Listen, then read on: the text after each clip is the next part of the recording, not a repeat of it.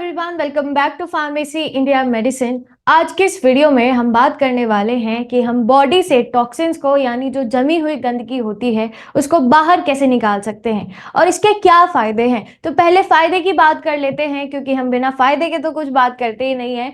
सबसे पहली चीज कि अगर आप अपनी बॉडी से जो एक्स्ट्रा चीजें होती हैं, टॉक्सिन्स होते हैं, आपकी बॉडी की जो गंदगी होती है, अगर आप उसको डिटॉक्स करते हैं, बाहर निकाल देते हैं, तो आप अपने आप आपको लगेगा कि आपकी जो स्किन है वो बेटर हो रही है, आपकी हेल्थ सुधर रही है, आपके जो बाल हैं, हेयर है, वो बेटर हो रहे हैं। साथ ही साथ आपको एक गुड स्लीप यानी बेटर स्लीप आने वाली होगी। साथ ही साथ प्योरिफिकेशन ऑफ ब्लड हो जाता है एंड इसी के साथ ही साथ वेट लॉस आपको देखने के लिए मिल सकता है। अब सवाल ये उठता है कि डिटॉक्सिफिकेशन की जरूरत पड़ती क्यों है। तो उससे पहले ये जानते हैं कि जो आपका खाना होता है, जो आप खाना खाते हैं, उसका क्या रोल है इसके अंदर। पहला पॉइंट ये है कि खाना डाइजेस्ट कैसे होता है। देखिए, अलग अलग खाने को डाइजेस्ट होने के लिए अलग अलग समय लगता है। मान लीजिए कि अगर आप फल खा रहे हैं तो फल को डाइजेस्ट करने के लिए लगभग 3 घंटे का समय लगेगा। अगर आप सब्जियां खा रहे हैं, उनको डाइजेस्ट होने के लिए लगभग 6 घंटों का समय लगता है। और अगर आप अनाज खा रहे हैं जैसे चावल, रोटी, दाल, उनको डाइजेस्ट होने के लिए लगभग 18 घंटे का समय लगता है। अब ये बात तो साफ हो गई कि जिस खाने में जितना कम पानी होता है वो डाइजेस्ट होने के लिए उतना ज्यादा समय लेता है। अब मान लीजिए कि आपने दोपहर में लंच किया, आपने बढ़िया सा अनाज वाला लंच किया, उसके बाद आपने 3 से 4 या फिर मान लीजिए कि 5 से 6 घंटे बाद आपने डिनर कर लिया। सिंपल सी बात है कि पहले वाला खाना डाइजेस्ट हुआ नहीं, दूसरा फिर से आपने वही खाना खा लिया। अब सिंपल है कि जो पहला वाला खाना बाहर निकला नहीं है तो वो बॉडी के अंदर ही जमा होना शुरू हो जाता है और जमा होने की वजह से वो धीरे धीरे धीरे धीरे सड़ जाता है। सड़ने की वजह से उससे वायरस, बैक्टीरिया, फंजाई, ये सारी चीजें पैदा हो जाती है और इसकी वजह से बहुत सारी प्रॉब्लम हो सकती है। जैसे फेसेस पर एक्ने हो जाते हैं, हाई ब्लड प्रेशर की प्रॉब्लम होने लगती है, आर्टरीज में कोलेस्ट्रॉल जम जाता है जिसको हाई कोलेस्ट्रॉल बोला जाता है, सिस्ट हो जाते हैं, ओवरीज में जो सिस्ट हो जाती है, गांठें हो जाती हैं, वो होगा। साथ ही साथ एस्थमा की प्रॉब्लम हो सकती है। तो ये सारी कंडीशंस तभी होंगी जब खाना बिना डाइजेस्ट हुआ हुआ आपके पेट के अंदर पड़ा रहेगा, आपकी बॉडी के अंदर पड़ा रहेगा। देखिए, खाना बाहर निकलने के लिए क्या करेगा, सबसे पहले आपके माउथ में थोड़ा बहुत डाइजेशन होता है, ये जो फूड पाइप होता है इसके थ्रू स्टमक में पहुंचेगा, वहां पर इसका डाइजेशन होता है। देन उसके बाद छोटी आंत जिसको स्मॉल इंटेस्टाइन बोला जाता है वहां होगा। लेकिन जो लार्ज इंटेस्टाइन है, बड़ी आंत होती है, वहां पर डाइजेशन का प्रोसेस नहीं होता है, वहां पर सिर्फ पानी का रीअब्जॉर्प्शन होता है। इसीलिए जरूरी है कि आपके खाने में पानी का अमाउंट बहुत ज्यादा हो ताकि जो लार्ज इंटेस्टाइन है, बड़ी आंत है, वो पूरी तरीके से क्लीन हो सके। अब सवाल ये उठता है कि हम किस तरीके से अपनी बॉडी को डिटॉक्स कर सकते हैं, साफ कर सकते हैं। तो चलिए फिर चलते हैं हमारे पहले स्टेप की तरफ, जो है फास्टिंग। और फास्टिंग 16 आवर फास्टिंग, 16 घंटे उपवास। नाम सुनते ही डर मत जाइएगा, क्योंकि इसमें से ज्यादातर समय पे आप सो ही रहे होंगे। मान लीजिए कि आपने रात में 8 बजे खाना खाया, खाना आपने प्रॉपर ठीक तरीके से खाया, ज्यादा हैवी भी नहीं और ज्यादा लाइट भी नहीं। उसके बाद 16 घंटे यानी कि अगले दिन दोपहर 12 बजे तक आप सिर्फ और सिर्फ लिक्विड पीजिए। लिक्विड के अंदर भी आपको ऐसी चीजें नहीं पीनी है जिसको कुक करना पड़े। फॉर एग्जाम्पल, आप कोकोनट वाटर पी सकते हैं, आप वेजिटेबल जूस पी सकते हैं, आप फ्रूट जूस पी सकते हैं, है ना। इसी के साथ ही साथ आप नींबू पानी पी सकते हैं और बचे हुए 8 घंटे के अंदर आप सॉलिड खाना खाइए प्रॉपर। जैसे दोपहर में आपने एक सुंदर सा बढ़िया सा लंच कर सकते हैं, शाम में फिर से आप एक ठीक ठाक सा यानी ना ज्यादा हैवी और ना ज्यादा लाइट आप उसको डिनर को ले सकते हैं। तो ये 16 घंटे जो उपवास होता है, देखिए पहली चीज तो ये है कि जिस दिन आपका मन हो, हफ्ते में 1 या 2 दिन आप इस चीज को जरूर करें। 16 घंटे उपवास का ये मतलब नहीं होता है कि आप डेली इसी तरीके से या फिर अचानक से ऐसा ही करना शुरू कर दे दे, क्योंकि अगर आप अचानक से 16 घंटे उपवास करेंगे, आपकी बॉडी को आदत नहीं है, तो उससे क्या होगा कि आपकी बॉडी रिएक्ट करना शुरू करेगी, आपको चक्कर आ सकते हैं, आपको वीकनेस हो सकती है, ठीक है, आपकी एनर्जी बिल्कुल डाउन चली जाएगी। तो धीरे धीरे धीरे धीरे इस चीज को बढ़ाइए। इसके साथ आप हफ्ते में इस चीज को 2 बार अप्लाई कर सकते हैं और जिस दिन ये करें उस दिन या तो आप संडे वाले दिन करिए या फिर ऐसे दिन करिए जिस दिन आपकी छुट्टी हो। अब इसके बाद मैं बात करती हूँ कि इसका फायदा क्या है। देखिए, 16 घंटे उपवास से बहुत सारी चीजें, बहुत सारा फायदा आपको हो सकता है। पहला, वेट लॉस। देखिए, बहुत सालों पहले से ये जो उपवास है ये चला हुआ आ रहा है, इसके ऊपर बायोग्राफी भी बन चुकी है ऑलरेडी, तो इसको आप देख भी सकते हैं।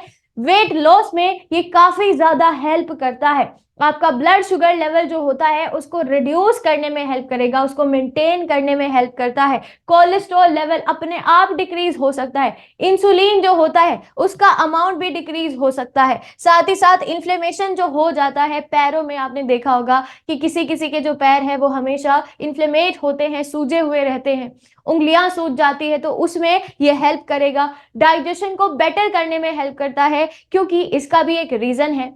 हमारी बॉडी के अंदर नेचुरली एक पावर होती है जिसको हम हीलिंग पावर के नाम से जानते हैं।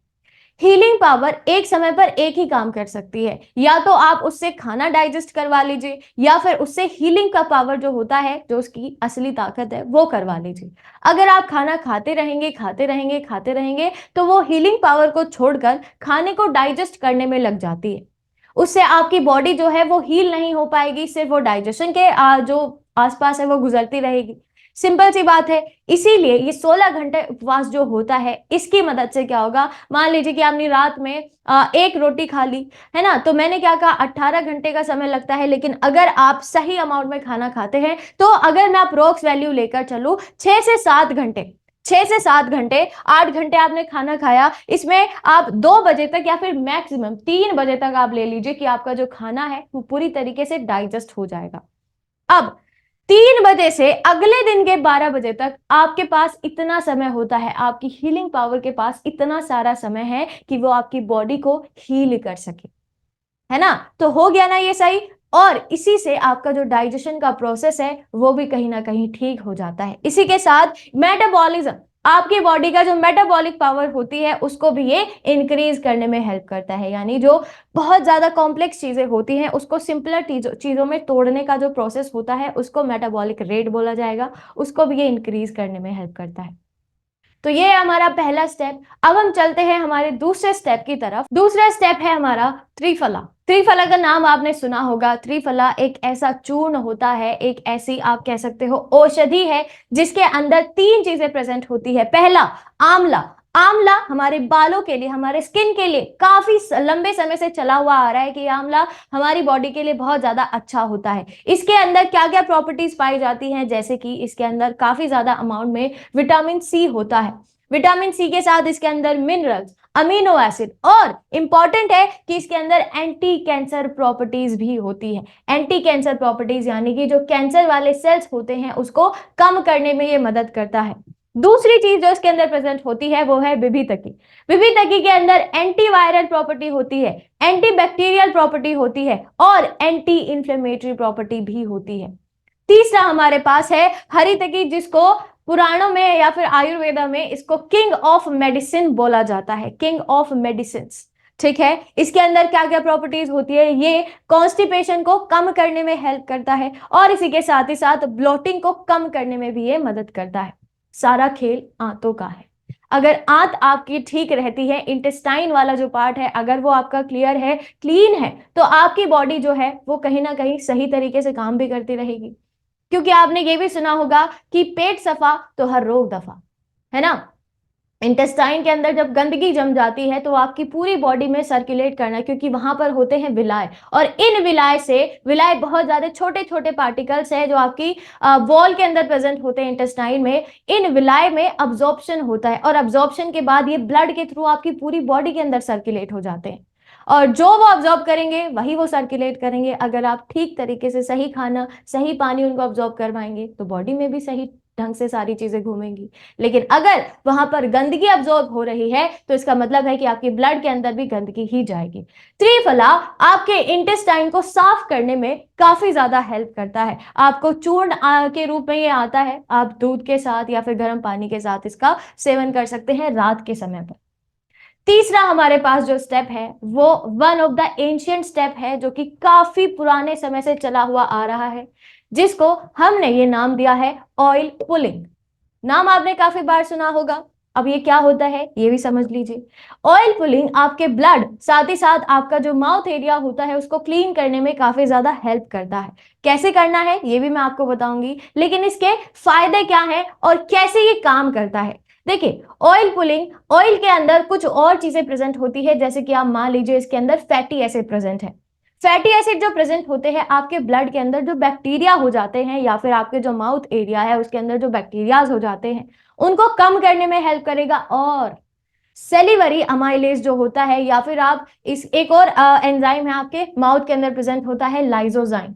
ये जो लाइजोजाइम होता है इसके पास एंटी बैक्टीरियल प्रॉपर्टी होती है, यानी बैक्टीरिया की जो ग्रोथ होती है उसको कम करने में ये मदद करता है। अगर आप जो ऑयल है उसका सेवन नहीं करना है, उसका मतलब मैं बताऊंगी कि कैसे करते हैं। ऑयल के अंदर फैटी एसिड जो प्रेजेंट होते हैं वो उसको एक्टिवेट कर देते हैं, लाइजोजाइम को। जब ये एक्टिवेट होता है तो ये अपना काम सही ढंग से करना शुरू कर देता है। देखिए क्या होता है कि आप ब्रश कर लीजिए, जो माउथ क्लीनर होता है उससे भी आप काफी ज्यादा करते होंगे, साथ ही साथ जो टंग क्लीनर होता है उसको भी यूज करते होंगे, लेकिन क्या उससे पूरी तरीके से आपका ये एरिया माउथ ओरल कैविटी सही ढंग से साफ हो जाती है? नहीं होती है। इसीलिए आपको हफ्ते में एटलीस्ट एक बार ऑयल पुलिंग तो जरूर करना चाहिए। कैसे करना है? 1 चम्मच आप किसी का भी ऑयल ले सकते हैं, या तो आप कोकोनट ऑयल ले लीजिए, तिल का ऑयल ले लीजिए, या फिर आप सनफ्लावर ऑयल के हेल्प से भी ये चीजें कर सकते हैं। 1 चम्मच ऑयल को बिना पानी के, बिना किसी चीज के अपने मुंह में डालिए। उसके बाद उसका अच्छे से आप उसको कुल्ला करना है, ठीक है? उसके मुंह में आप ऐसे रखिए। रखने के बाद 15-20 मिनट के बाद आप उसको बाहर निकाल दीजिए, पानी से आप उसको कुल्ला कर लीजिए। और ब्रश करने के बाद एटलीस्ट 30 मिनट तक आपको कुछ खाना पीना नहीं है, सही ढंग से काम करने देना है उसको। 30 मिनट के बाद आप जो भी खाना चाहते हैं वो आप खा सकते हैं। हफ्ते में एक बार एटलीस्ट ऑयल पुलिंग तो करना ही चाहिए, ताकि आपका ब्लड, आपका इंटेस्टाइन और आपका जो ओरल कैविटी है यानी जो आपकी माउथ है वो पूरी ढंग से साफ हो सके। तो ये थे 3 स्टेप जिसकी मदद से आप अपनी पूरी बॉडी को डिटॉक्सिफाई कर सकते हैं, टॉक्सिन्स को रिमूव कर सकते हैं। आई होप ये 3 स्टेप आप आज से यानी अब से ही आप अपनी लाइफ में अप्लाई करेंगे। और इसी के साथ आज के इस वीडियो में इतना ही। आई होप कि ये जो मैंने जानकारी दी है ये आपके लिए काफी ज्यादा हेल्पफुल साबित होगी। और इसी तरीके की और अपडेट्स के लिए और वीडियोस के लिए आप हमारे टेलीग्राम चैनल से जुड़ सकते हैं। डिस्क्रिप्शन बॉक्स के अंदर आपको लिंक्स दिए गए हैं, वहां से जाकर आप ज्वाइन हो जाएंगे। तो मिलते हैं अगली वीडियो में, तब तक के लिए stay safe and stay healthy. Thank you.